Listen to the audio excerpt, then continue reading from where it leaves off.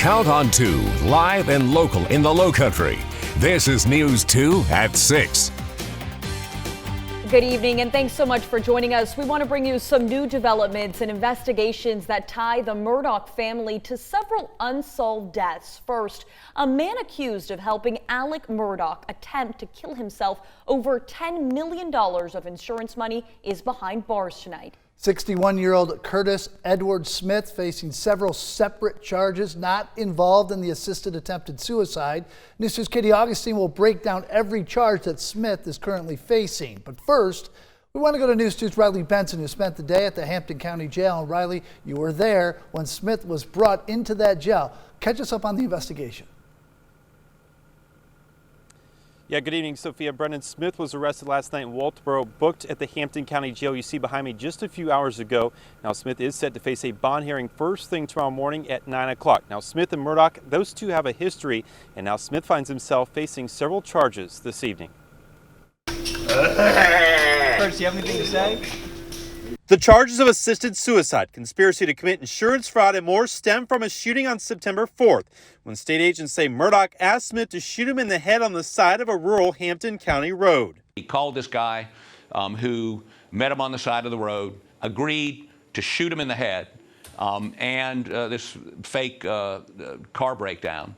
30 minutes later, this guy shooting him in the head. Murdaugh told attorneys the suicide attempt was an effort to commit insurance fraud, paying out $10 million to his son Buster. Murdaugh's attorney Dick Harpoolian says his client shared the whole scheme with state officials. It was an attempt on his part to do something to protect his child. He didn't want law enforcement spending more time on this fake crime. Harpoolian says Murdaugh continues to recover in an out-of-state rehab facility while cooperating with state investigators.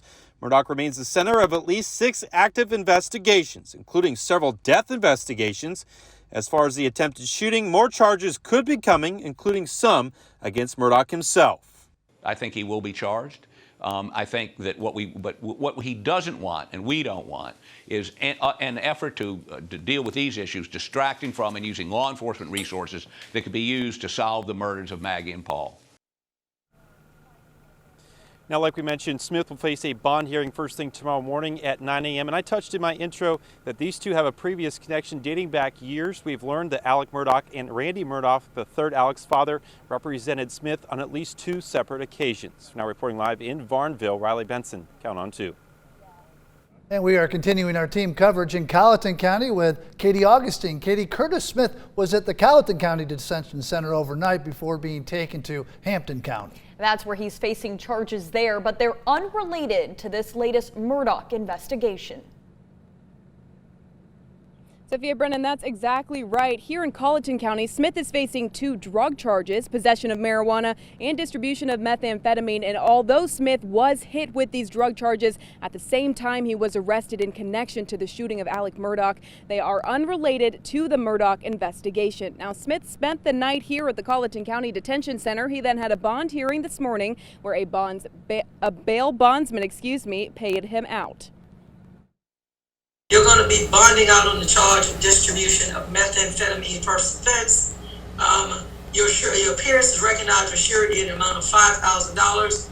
You are scheduled to appear in General Sessions Court on Monday, November the 8th.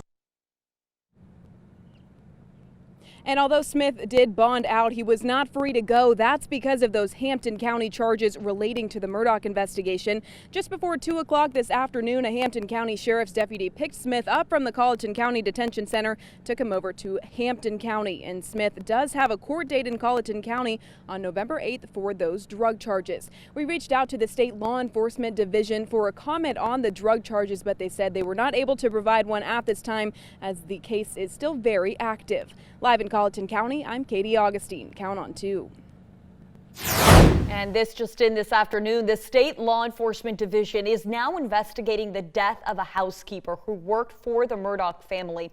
Gloria Satterfield died in 2018 after she allegedly tripped and fell. SLED says they've gathered information during a separate investigation into Alec Murdaugh being shot that made them want to reopen a criminal investigation into her death. A former coroner says Satterfield's death was not reported to the coroner and no autopsy was completed. The former coroner adds the death certificate says her death was ruled natural, which isn't consistent with what's generally listed for trip and fall deaths. And remember, for the latest details on these developing stories all about the Murdaugh family, from the shocking murders to the alleged suicide assistance insurance fraud scheme, we have all that information on our website, counton2.com/Murdaugh. Staggering new COVID numbers to tell you about. The Department of Health and Environmental Control, DHEC, reported 110 additional COVID deaths in our state. That's the highest number of deaths reported in a single day since this pandemic began. DHEC also says there were 2,409 new cases today, more than 26,000 tests conducted in the state, making the percent positive 12.6%. And state health officials are putting new measures in place to keep parents informed on COVID-19 and the role it has in schools. News 2's Lexi Moore joins us live in studio. And Lexi, the South Carolina Department of Health and Environmental Control says starting today, they're using new techniques to track that virus. That's right, Sophia. Beginning today, the state's school case reporting will be replaced with new weekly reports for K through 12 public, private, and charter schools. That includes numbers collected directly from schools in South Carolina.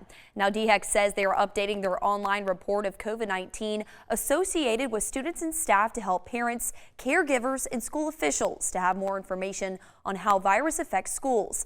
State doctors report more than 21,000 students in South Carolina public and private schools have tested positive for COVID-19 since the school year began, and almost 2,500 positive cases in staff. DHEC hopes the new technique of tracking cases, numbers of students in close contact, and quarantines will make it easier for schools to make decisions depending on the number of students and staff impacted.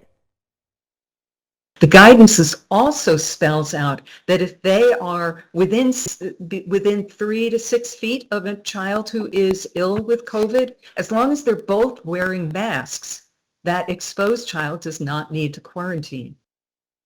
DHEC's online dashboard will be updated once a week every Wednesday and will also include a cumulative number of quarantine and isolated individuals since the beginning of the school year. Reporting live in studio, I'm Lexi Moore, Count on 2.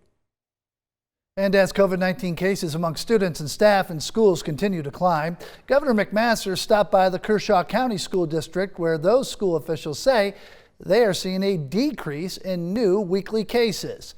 Kershaw County officials say the number of students testing positive for COVID-19 has decreased since the week of August 20th, and they credit the decrease to their layered approach.